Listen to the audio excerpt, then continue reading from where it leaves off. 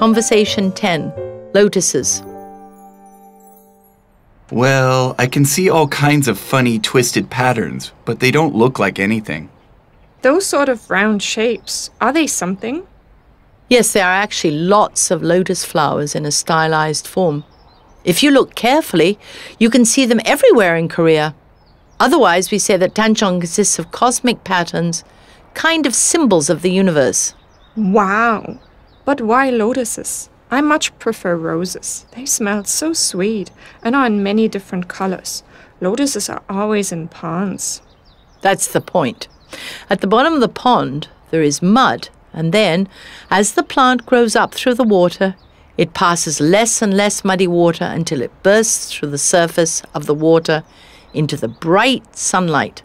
All of this has a deep meaning. Oh, please tell us.